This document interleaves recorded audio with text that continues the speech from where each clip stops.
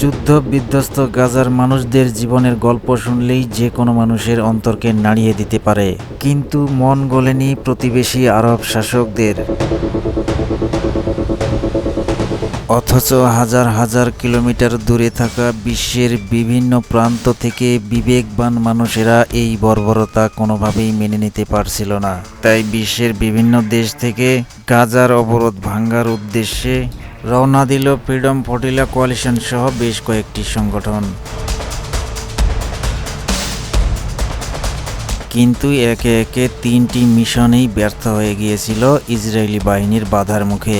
এরপর global Thamud flotilla নামক একটি নৌবহর স্পেনের বার্সেলোনা থেকে 100টি ত্রাণবাহী জাহাজ নিয়ে গাজার উদ্দেশ্যে রওনা দেয়। ধীরে ধীরে ইটালি, গ্রিস সহ ইউরোপের বিভিন্ন দেশ থেকে আরও বেশ কিছু ত্রাণবাহী জাহাজ যোগ দেয় এই কাফেলায়। এর মধ্যে গ্লোবাল সামুদ ফ্লোটিলা সংগঠনের জাহাজের উপর হামলা চালিয়ে বসে ইসরায়েল।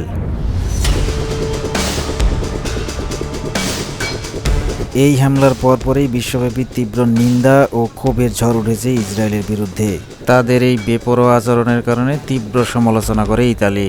জাতিসংঘ সহ বিশ্বের বিভিন্ন মানবাধিকার সংগঠনগুলো নিন্দা জানিয়েছে। কিন্তু কে শোনে কার কথা? বরাবরের মতোই বিভিন্নভাবে হুমকি দিয়ে আসছে। ইসরায়েল হুমকি দিয়ে বসে যে হয় জেলে যেতে হবে, নয়তো ধ্বংসের মুখোমুখি দাঁড়াতে হবে। ইসরায়েলের এমন হুমকির পরপরই নড়েচড়ে বসে ইটালি প্রশাসন।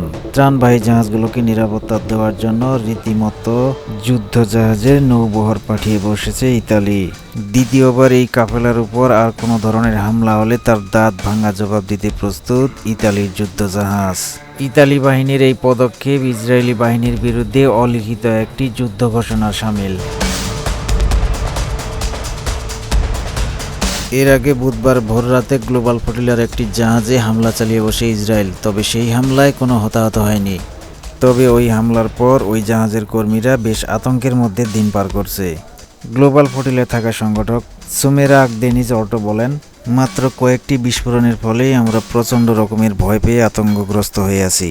অথচ গাজার মানুষগুলো বছরের পর বছর ধরে এর চেয়ে ভয়াবহ অনেক বিস্ফোরণের শব্দ সহ্য করে যাচ্ছে। আমি ভাবতেই পারছি না বছরের পর বছর থেকে গাজার মানুষগুলো এই ধরনের বিস্ফোরণের মধ্যে কিভাবে টিকে আছে। গাজায় দীর্ঘদিন থেকে অনাহারে থাকা ক্ষুধার্ত মানুষদের কাছে ত্রাণ পৌঁছে দেওয়ার মতো মহৎ কাজের উপর ইসরায়েল হামলা চালানোই এই কঠোর পদক্ষেপ নিল ইটালি। গত বুধবার ইতালি জানায়, জাহাজগুলোর বহরে থাকা ইতালীয় নাগরিকদের সুরক্ষার জন্য একটি যুদ্ধজাহাজ পাঠানো হচ্ছে। ইতালির প্রতিরক্ষা মন্ত্রী জানিয়েছেন, ইতালি নৌবাহিনীর একটি ফ্রিগেটকে পাঠানোর অনুমোদন দেওয়া হয়েছে। সেটি ত্রাণবাহী জাহাজগুলোকে রক্ষা করতে খুব দ্রুতই এগিয়ে যাচ্ছে। ত্রাণবাহী জাহাজগুলো খুব দ্রুতই গাজায় পৌঁছাতে পারে। এদিকে ইসরায়েল ঘোষণা দিয়েছে, জাহাজে থাকা সকলকেই গ্রেপ্তার করে জেলে ভর্তি করা হবে, নয়তো তাদেরকে সাগরেই ধ্বংস করে দেওয়া হবে। অন্যদিকে জাহাজে থাকা নাগরিকদের সুরক্ষা দিতে ছুটে আসছে ইতালি নৌবহর। এখন শুধু দেখার পালা কে কী পদক্ষেপ নিচ্ছে।